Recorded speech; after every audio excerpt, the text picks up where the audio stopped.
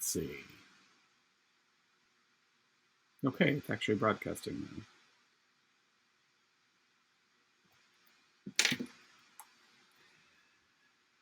All right, well, I hang out. Hanging out. It might have been you, Shire Fox, who told me don't make this the very first time you stream. Uh, whoever it was, I should have listened to them. Things have gotten supremely busy in the lead up to this book release and full time job and whatnot. It's been very strange. So I definitely did not mean for this to be the first time I ever did this. Closing some stuff down just to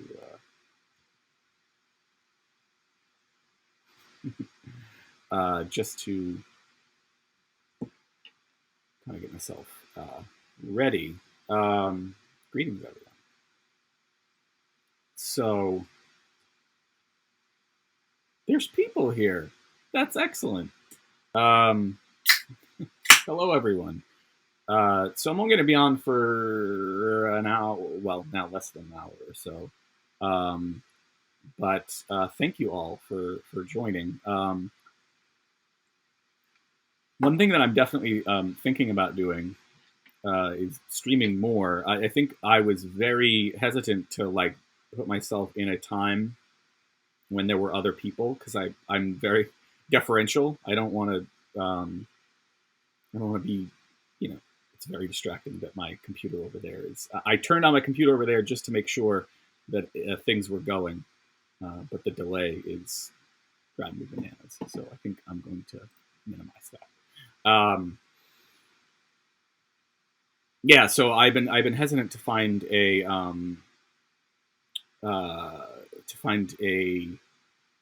slot, but I think I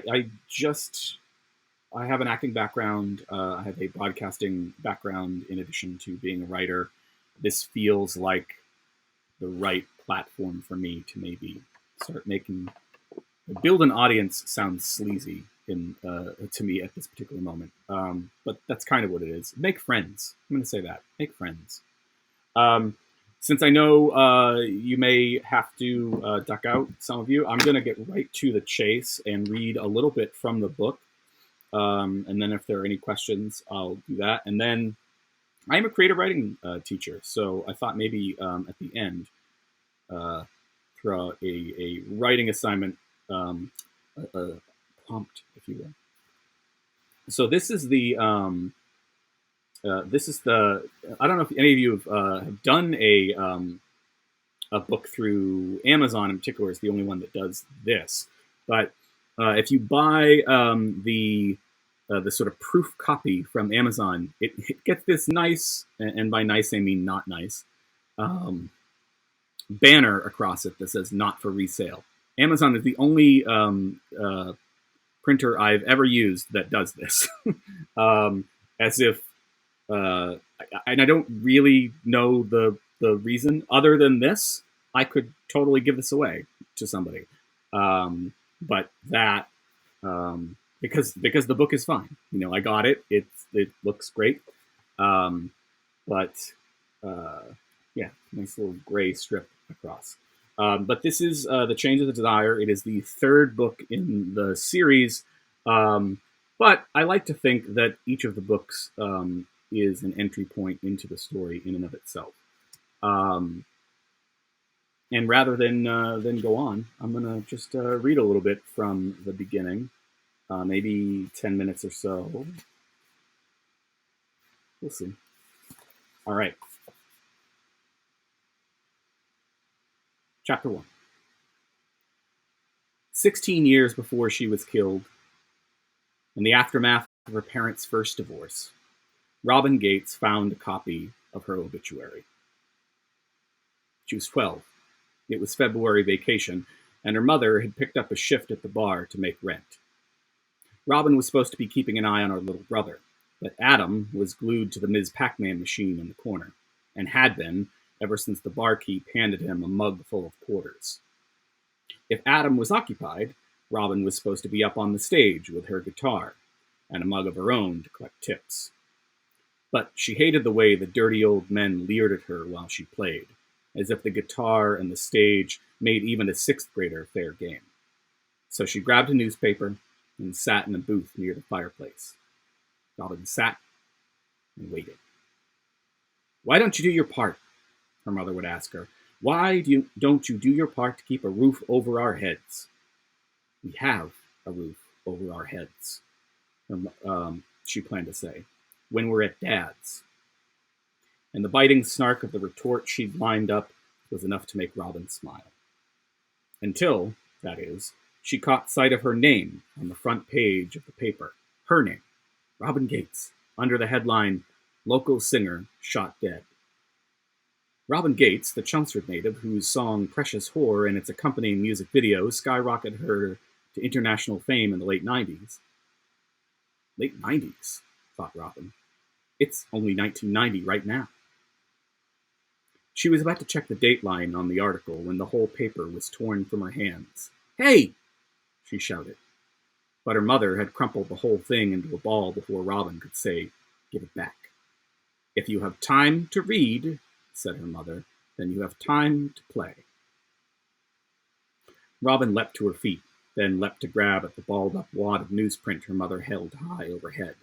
"I need to finish reading that." "Hey!" shouted the barkeep. "No horsing around near the fireplace, for Christ's sake." "Stop it," said Robin's mother, twisting this way and that to keep the prize out of reach. "You'll split your skull open," shouted the barkeeper, making his way towards them. "Or immolate yourself if you ain't careful." "Stop acting like a child," said Robin's mother, shoving her daughter back into the booth. "Hey," said the barkeep, stepping in between them. "Let's keep it civil, all right? You got family problems, you take 'em outside." "No problem," said Robin's mother, with a curt little bow to the barkeep. The barkeep ruffled Robin's hair and gave her a smile. "Don't make your ma hire a babysitter, huh? Things are tight enough for you guys as it is." She nodded. Then she watched, powerless, as her mother threw the paper into the flames. But Robin had a plan. There was a whole stack of other newspapers where she got that one, and there just had to be another copy. There just had to be. Robin played for a half hour, collected her tips, and then handed over the wad of bills to her mother. Seemingly placated now, the older woman said nothing when her daughter made a beeline for the piled newspapers stacked near the entrance. And the barkeep, that asshole accomplice, had nothing to say either, not even when Robin gathered every piece of paper there was into her arms. All he had to offer her was a shake of his head and a roll of his tired eyes. As she passed her brother in his video game on the way back to the table, Adam pleaded with Robin not to get them kicked out. "I'm about to beat the high score," he said. "Don't ruin everything like you usually do." "Fuck you," she said, speaking the curse aloud for the first time in her life and liking the feel of it on her tongue. There wasn't another copy of the paper she was looking for, but Robin found papers from all over the world in the pile, and from all across time. Nothing else from the future, though, and that's really what she wanted most of all. Something to prove that she wasn't insane. "You're not," said a voice from above her. "Not what?" said Robin. And then she looked up from her reading to see who was speaking to her. It was a waitress, one of her mother's co-workers, Robin presumed, though this one looked like she was dressed for Halloween. She was wearing a ruffled bodice, a corset, and a skirt far longer than the one Mom was wearing. "You're not crazy," said the waitress. "That's what you were thinking, wasn't it?" "How do you know what I was thinking?" asked Robin. The waitress laughed.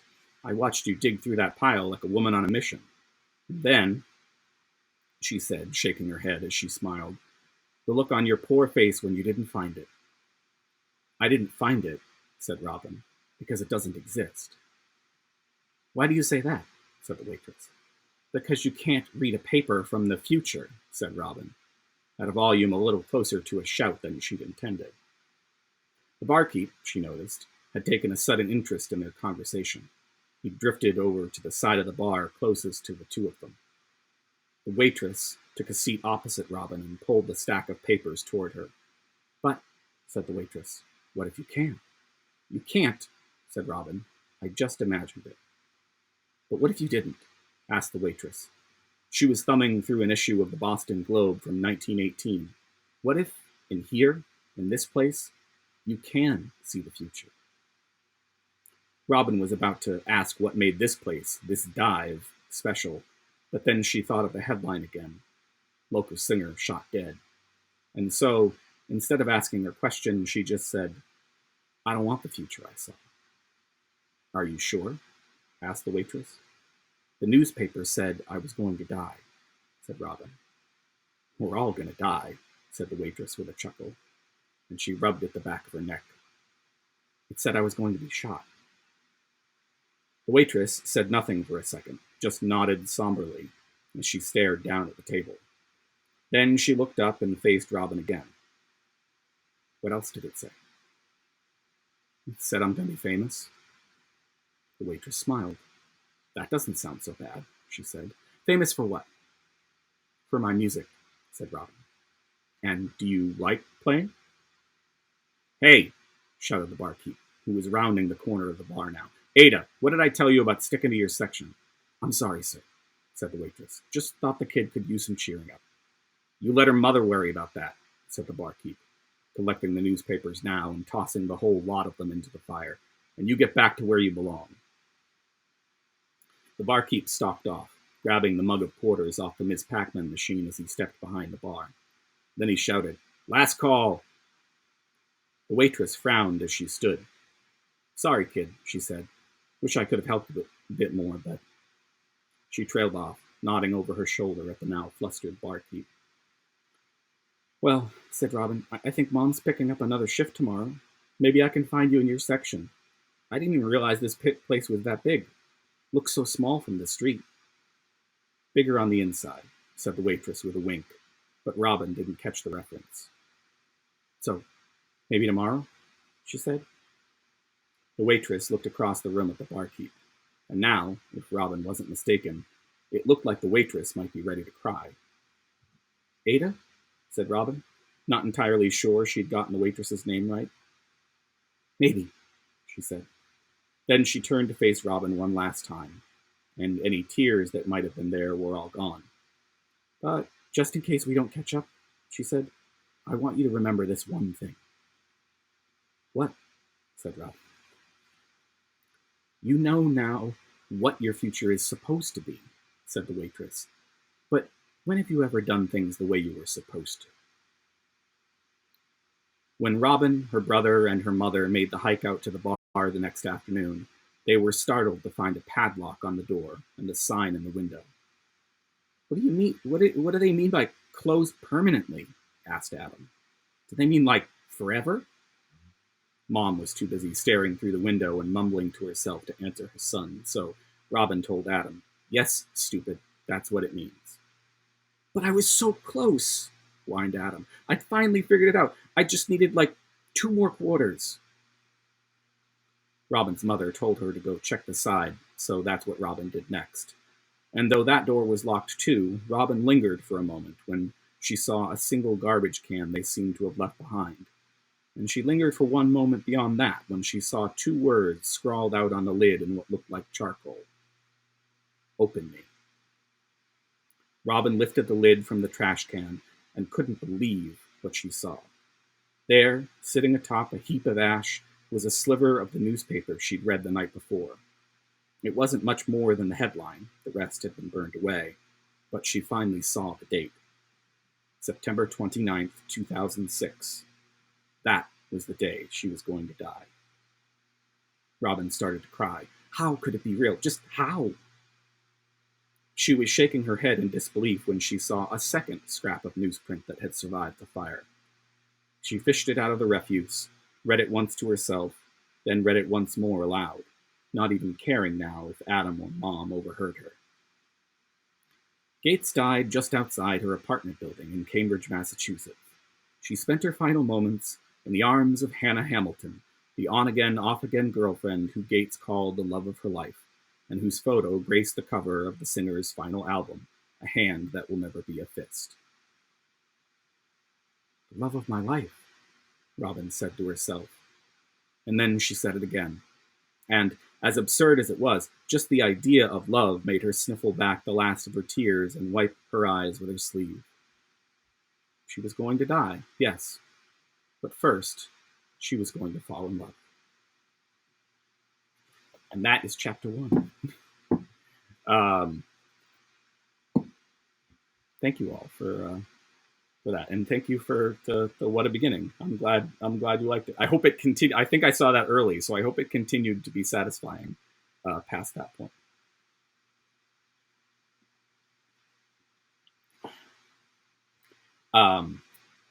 So let me see. Anybody have any? Thank you. Yay! That's the idea, right? It's interesting. I enjoy reading it, and I enjoy reading aloud. One of the things that's been super exciting for me in the last week is I for the first 2 books in the series, that was the opening. Yep, that was the opening. That was the very first chapter.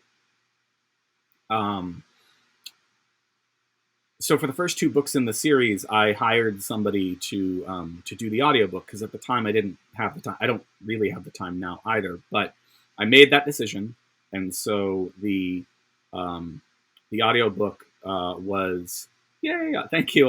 I'm glad to go going on the wish list.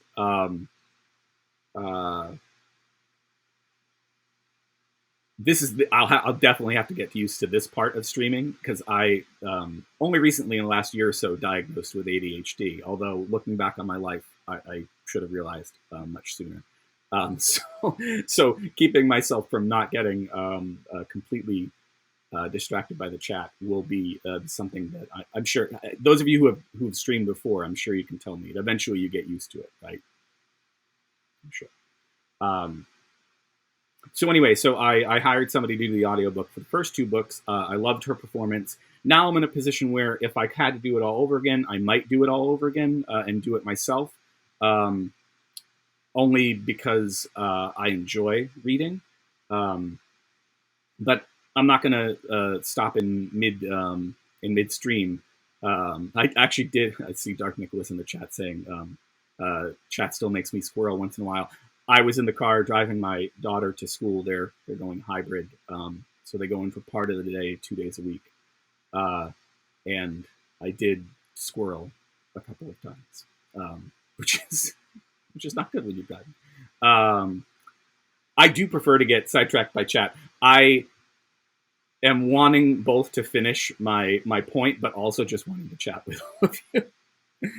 So anyway, this week I heard the first bit of somebody else reading that opening chapter. Her name's Erin Bateman. She did the audiobook for the previous 2, and she's doing this audiobook. And it was really neat to hear Erin reading the characters again. And a lot of my books started off as plays, or if they didn't start as plays, they spent some time as stage plays. And so that, if you've never done theater, I'm sure you've seen TV or film, it's a very collaborative process, right? And so as much as I love to read my work, I also love hearing others. Cool. Any, I don't know if I asked this, any questions?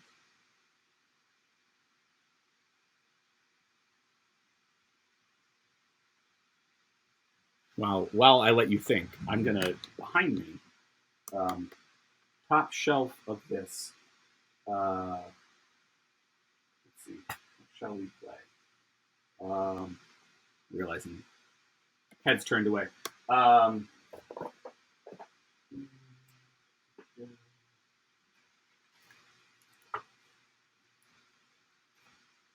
had a couple options. So great question.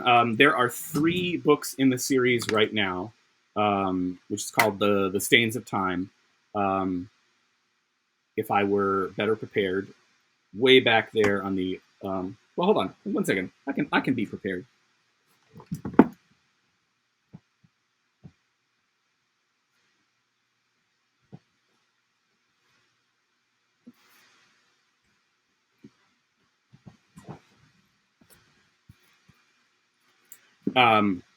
So there are 3 books in the series as of today, because Chains of Desire just came out today.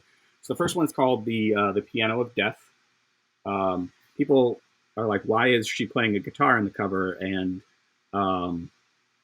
if it's called the Piano of Death, but I did try to put a sort of bleak black and blue piano in the background, and I kind of have reconciled myself to the notion that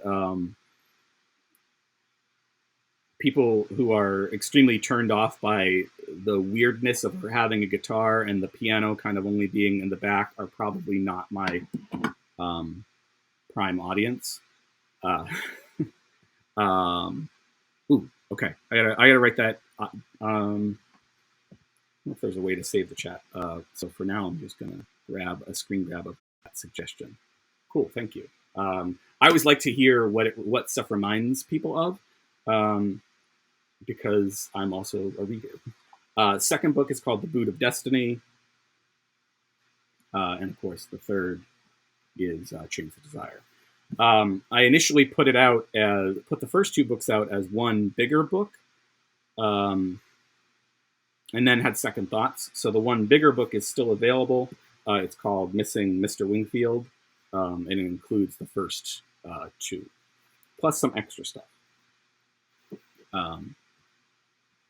Okay. Any other questions?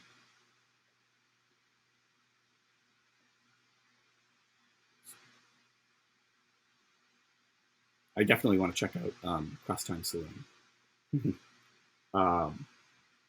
One of the other books I've done is a book called The Seven Wives of Silver, which was a Western, sort of. Took place in New England, so it's not really a Western, but it does take place in the same time period that we have Westerns. So yeah. Hey, Ian Stretch, welcome. I was just reading reading from my new book, The Chains of Desire, and we were doing some Q's and some A's. But I also thought it would be fun. I think I advertised this on the I mentioned this somewhere, maybe this morning, that maybe we do some writing too, which I think if I am going to continue to stream on a regular basis is probably what I'll do. I am a guy who loves a writing exercise, so more than just a sprint. But the way I phrase sort of writing exercises to my students is always that I'm just giving some rough parameters that they might use in whatever they're working on. So if they're working on something, I'll just tell them, feel free to just work on what you're working on. But if you're stumped, then feel free to use the prompt as a way to get yourself unstumped. So I'm gonna, let's see, we got about half an hour left. I'm gonna give you all the choice here of these 3 things, and maybe we'll do 2. I don't know. Maybe we'll do like 10 minutes chat and then another 10 minutes, or I don't know. Is that like a sprint? 10 minutes? Most people do 10, right? Seems fair. All right. So I've got these 3 different games, and we'll do one, and then we'll chat maybe, and then we'll do another one. As those of you who have been here the whole time know, I'm just getting started with this, so I don't have any fun timers or any of the other cool stuff. But okay, I'm thinking. Thank you. Shy Red Fox says sprints are as long as you want. I think I'm thinking of 10 minutes because that's always what I give my students. So that may be what I go with here. All right, so we're going to do a prompt / sprint. Feel free to use the prompt or to just sprint when we get there. So I'm going to give you the choice of which of these we use. So I have a thing from the poet Taylor Mali called metaphor dice. So I can roll these dice and give you some metaphors to work with. Or I have the Shadow World, which is a sci-fi storytelling card game. This one, I didn't show you the dice. I think they'll be explanatory if we use them. But I don't know if you've seen the Shadow World. You used to be able to find these in like physical bookstores back when we could go into those. But it's a beautiful set of cards where every single card, the edges are designed so that I don't think I can do. I'll just try to do two. Every single card is designed so that the edges fit together, right? So I could just as easily do that, right, and get a very different story. So we've got that, and then the final option here. So that is called the Shadow World, and a friend of mine got this for me. I believe they have one that is more. I want to say one that's more horror centric, although maybe this was the more horror one. And they definitely have a couple different options, and it's put out by Magical Murioramas. I know you can find it on Amazon. My students were finding it on Amazon the other day. And then the third option here, and I realize I'm probably giving everyone paralysis of choice, is the Storymatic. So if you've never seen this, the way the Storymatic works is that you pull out a couple of orange cards. In this case, Broken Bone and Class Reunion. And then you pull out a couple of gold cards to give you characters. So Recent Immigrant and Boxer. Does anyone have any preference here?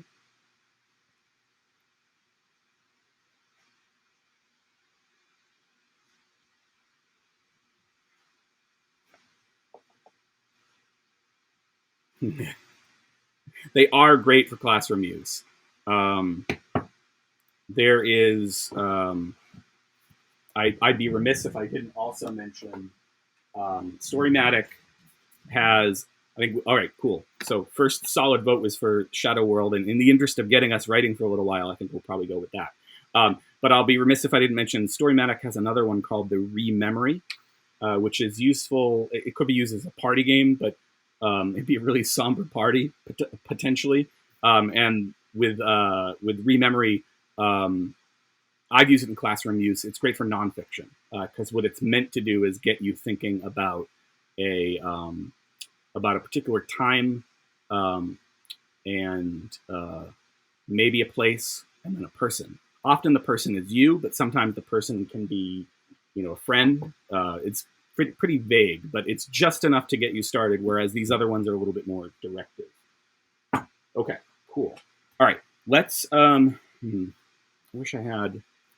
I'm used to doing this on Zoom for my students, so I can do a screenshot. And I'm sure there's a way. Can I drop stuff into the chat? Probably not. No, I probably need to put it on screen. All right, so we'll go ahead and work with Shadow World here. Again, feel free to use these on whatever you're working on. I think these could be super useful. I want to give you this. It's awesome when it's random, but I have this great draw the other day that my students used, and I want to give this one to you. So I'll see if I can hold them up.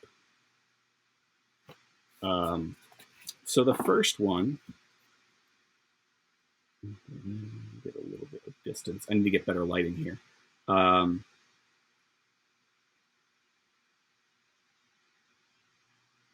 And try to hold up the second one. We're going to overlap a little bit here.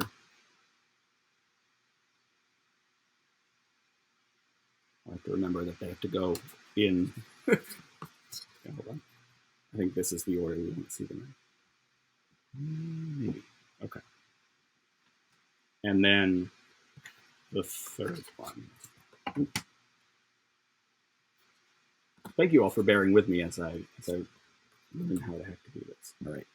So we've got whatever story might come out of these cards for you. So let you look at it for another little bit here, and then we'll write for 10 minutes. And then we'll share, and we'll that'll be what we do today. All right. So if you're feeling ready, go ahead and start writing. I'm going to go ahead and do the same. All right. I wish I had music and all the cool things that I've seen on all of your streams. Those of you who have been able to visit, and I intend on visiting everyone else. All right. I'm going to shut up for now, and we'll be back in like 10 minutes. So yeah.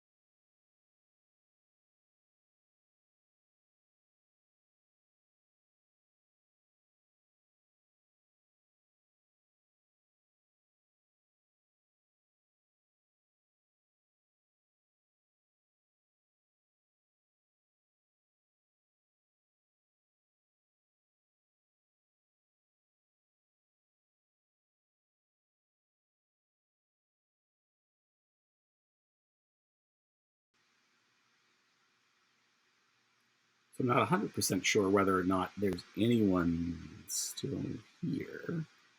Is there anyone still out there? My thing is showing 2 viewers. I assume one of those is my other computer. But if you are still out there, feel free to keep writing.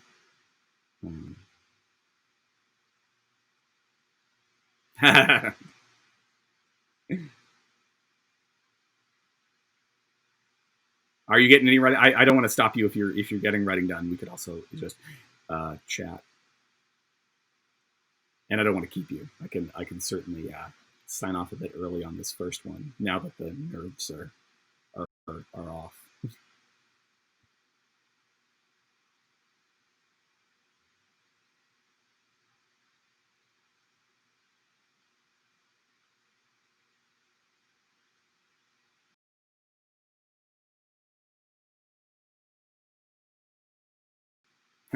I know all about that. I'm actually very lucky about Darth Nicholas about my own kids not stopping by. I'm really surprised that neither of them had an emergency in the middle of this. Um, right now it's 2:46 p.m. my time, so they are finishing up. One of them is done with school for the day, and the other one is finishing up. So it's kind of a dangerous thing to pick this time, but it worked out.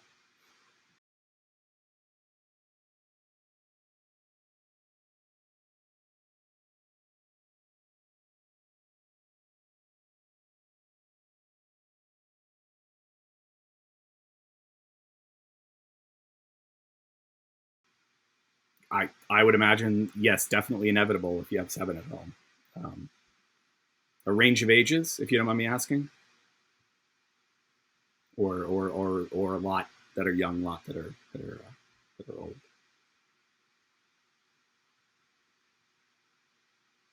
Pretty good range, 6 to 16. Yeah, yeah. I have a 14-year-old and a 10-year-old, and we're all at home. Aside from those couple of hours each Monday and Tuesday when they go off to school. Right now, rest of the time they're at home.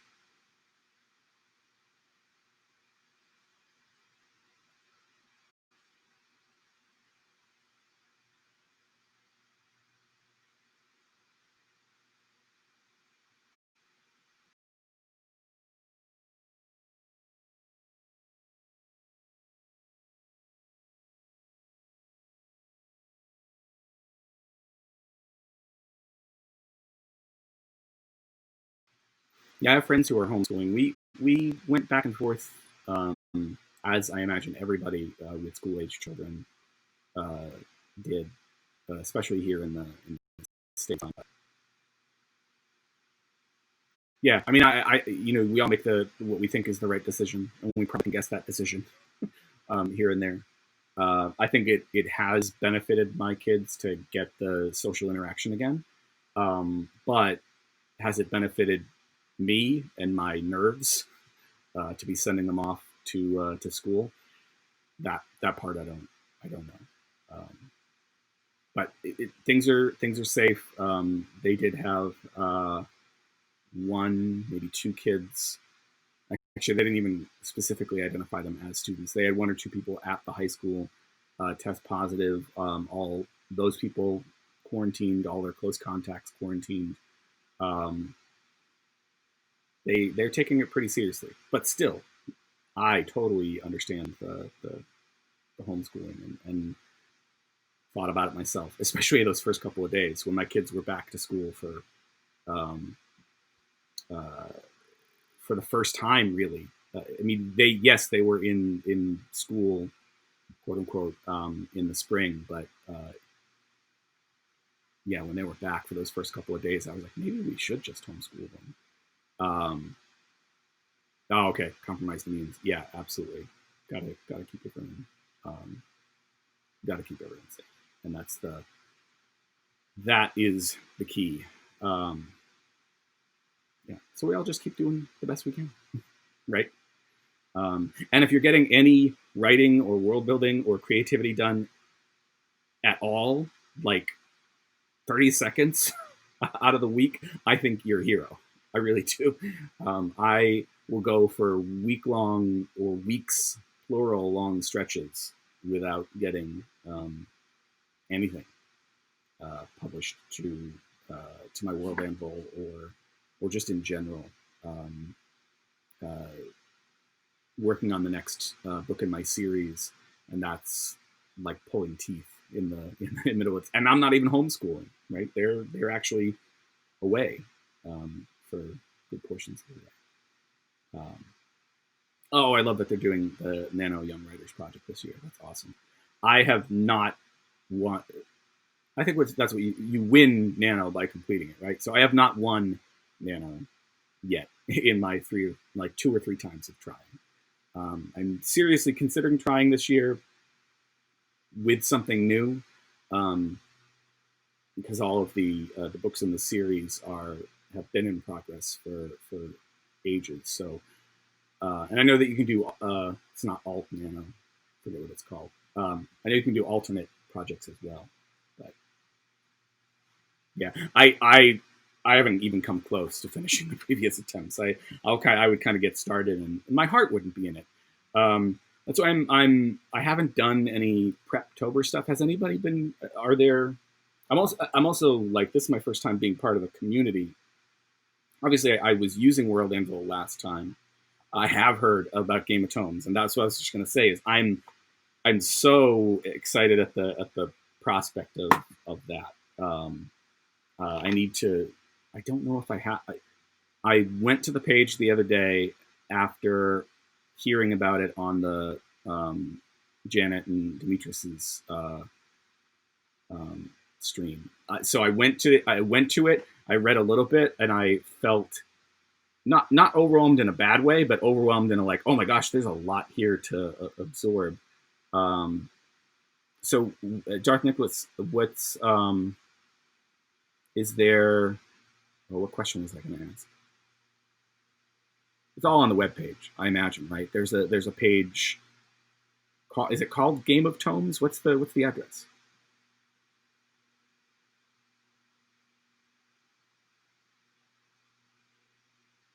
Yeah, I think it's.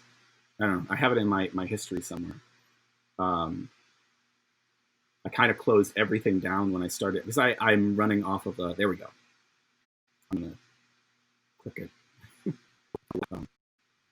I thought about getting a webcam, but I wanted to just get started.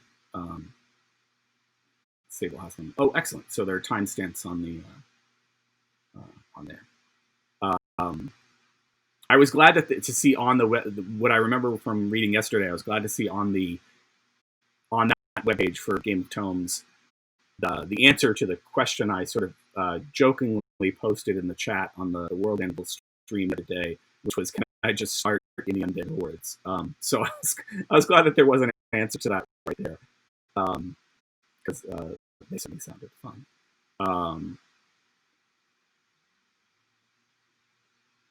Oh, excellent! I'm glad that the cards gave you a first line. Oh, I forget we're not like when I'm on Zoom with my students, I can just let one of them take over.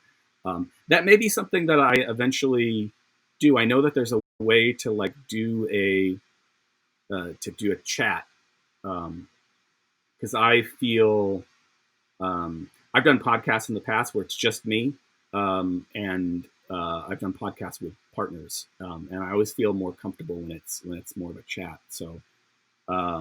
That's, I think, why I'm just talking to all of you right now in the chat, as opposed to trying to do anything otherwise. So maybe eventually I'll. But I was going to say, do you want to read? I was about to say, hey, you want to read your first line? But that's awesome that you got a first line.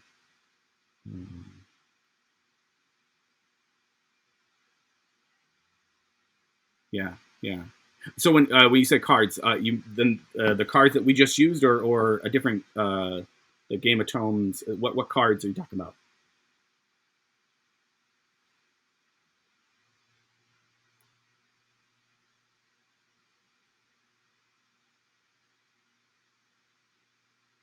Quiet still of the night was shattered by a crash of breaking roof tiles and the screams of a terrified woman in excruciating agony. I love it. Okay, cool. Yeah, the shadow cards. These are great. We had, and I do have to. That'll be the one thing about my streams is they will probably begin and end. Well, they did. Hopefully, they'll start beginning on time, but they will be ending on time because just that's my life. I always have something else to get to. We It was really interesting of those three cards. The ones that sparked the most interest, sort of this one with the skeleton and the hooded figure, um, which I read as a little girl, but others read differently. Um, and then I had one person who really just like loved this class that I'm teaching is a sort of a general creative writing class, so not everyone is into sci-fi fantasy. So this person definitely like really dug into the zebra. They really liked the zebra, so that was really neat. And what I love about these is that depending, I think you could. I mean, I think they figured out. What do they say? Too well. I don't know exactly how you end up with this many story possibilities, but there's a bunch. I mean, depending on which order you put these cards in, you can get a lot of different results. So, very cool. I'm psyched that it. I'm always psyched when these sorts of things result in a story. I have former students who will come back and say, "Hey, that thing we did in that one class resulted in this awesome story that just got published or whatever." So it's that I think ends up giving me almost as much joy as when I have. And it's not like there's no sense of ownership or whatever. It's not like, oh, I'm the reason that so and so was able to write this. It's more like, oh my gosh, this sort of silly fun thing that I helped facilitate helped somebody who was already brilliant like find the brilliance in them, if that makes any sense. Cool. Got a couple minutes left here. We'll wrap up. I need to figure out. I'm using Twitch Studio here, and then I went over. I had downloaded OBS as well, and I couldn't make OBS. Well, first I couldn't make Twitch Studio work, and then I couldn't make OBS work. I came back over to Twitch Studio and realized, oh, there's a chatting one. I can just use the chatting one. But when I try to go to any other stream layout, it's trying to use a camera that I no longer have hooked up to my computer for the little thing in the bottom. Can you figure that out? Oh, I like Tyrant of the Night.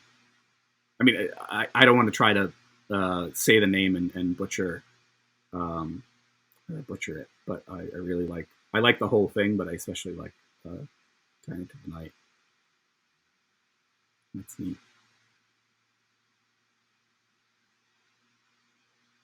Alrighty. Okay, well, I am going to sign off because I need to get back to a day job.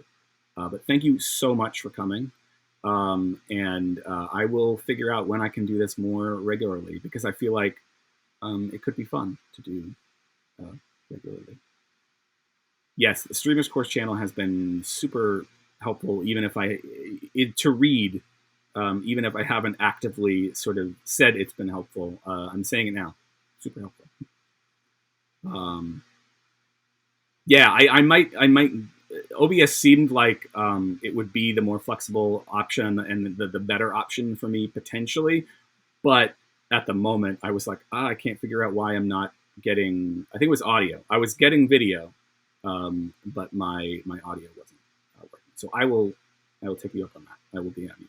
All right, gotta run. Thank you, everybody, and we'll see you next time, whenever that is.